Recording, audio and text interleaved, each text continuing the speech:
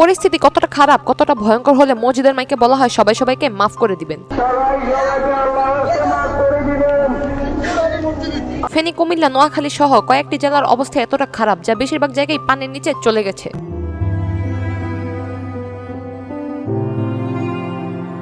যতদূর চোখ যাচ্ছে শুধু পানি আর পানি। একটা মানুষ যদি মারা যায় তাকে কবর দেওয়ার জন্য মনে হয় একটু মাটিও খুঁজে পাওয়া যাবে না।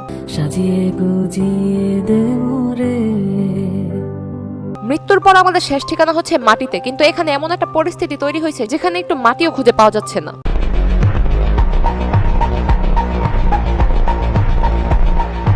যেখান দিয়ে সবসময় গাড়ি যাতায়াত করতো সেখান দিয়ে আজকে বোট চলাচল করতেছে মানুষকে রেস্কিউ করার জন্য।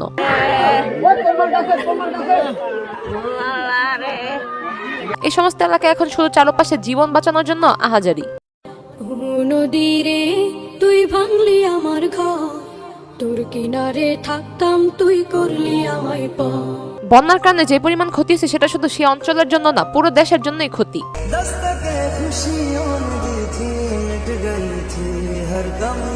আর বাংলাদেশে হঠাৎ করে এত বন্যা হওয়ার কারণ ভারতের ত্রিপুরা রাজ্যে ডুম্বুর জলবিদ্যুৎ প্রকল্পের বাঁধ খুলে দেওয়ার কারণে। বাঁধ খুলে দেওয়ার আগে অবশ্যই সতর্ক করে দেওয়ার আইন রয়েছে, কিন্তু সেটা তোয়াক্কা ভারত করে না। তারা চোরের মতো রাতের আধারে বাঁধ খুলে দেয়। ভারতের ত্রিপুরা রাজ্যের ডুম্বুর জলবিদ্যুৎ প্রকল্পের বাঁধ খুলে দেয় এই আকস্মিক বন্যা। ভারতীয় সংবাদ মাধ্যমও একই কথা বলেছে। পানির ভয়াবহতা দেশে এত পরিমাণের বাড়া দেখে ইন্ডিয়ার মিডিয়াগুলো মজা নেওয়া শুরু করে।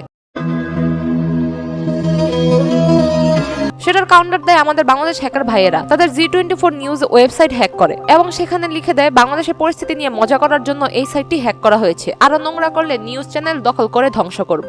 ইন্ডিয়ার অনেক নিউজ বলতেছে ডুম্বুর জলবিদ্যুৎ কেন্দ্র বাঁধ খুলে দেওয়ার কারণে বাংলাদেশের বন্যা তৈরি হয়। সংবাদ মাধ্যম জি নিউজ জানায় বন্যার কারণে ডুম্বুর জলবিদ্যুৎ প্রকল্পের বাঁধ খুলে দেওয়া হয়েছে।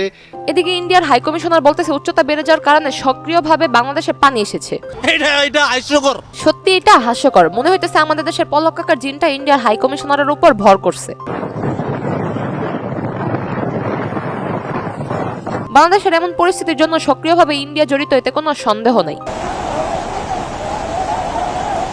এত পরিমাণের পানি বৃদ্ধি পাইছে, রাস্তার উপর দিয়ে পানি প্রবাহিত হইতেছে। আবার এই সমস্ত জিনিস দেখে ইন্ডিয়ার কিছু বোকা চৌধুরী আছে, যার মধ্যে অন্যতম হচ্ছে রুম্পি দাস। সে পোস্ট দিয়ে বলতেছে মুসলিমদের শাস্তি দেওয়ার জন্য নাকি পানি ছাড়ছে তারা, কিন্তু তাদের গোমাতা যে দেশে ছিল সেটার দিকে নাকি তাদের কোনো মনেই ছিল না। হায় রে বোকা, এদের ব্রেন যে আসলে ব্যাক সাইডে, এতে কোনো সন্দেহ নাই।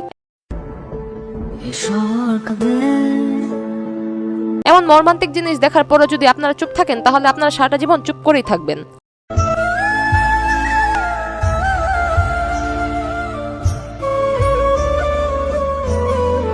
জনাব মাওলানা ভাসানী বলেছিলেন ভারত আমাদের জাতশত্রু। এই কথাটা যে প্রজন্ম বুঝতে পারবে তারাই এই জাতির শ্রেষ্ঠ সন্তান, যা আমরা এখন হারে হারে টের পাচ্ছি। কথা বলতেছি যে ইন্ডিয়ার এগেইনস্টে অ্যাকশন নেওয়া উচিত, কথা বলা উচিত।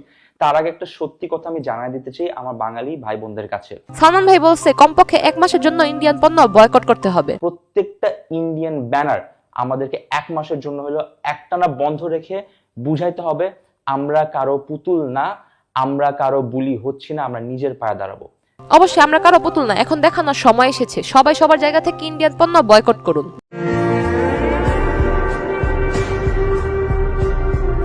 দেশের নানা প্রান্ত থেকে বন্যাপ্রবণ এলাকায় মানুষ ছুটে যাচ্ছে সাহায্য করার জন্য। আপনি যতটা পারেন যেভাবে পারেন সহায়তার হাত বাড়িয়ে দিন। দেশ আমাদের, দায়িত্ব আমাদের, রক্ষা করব আমরাই।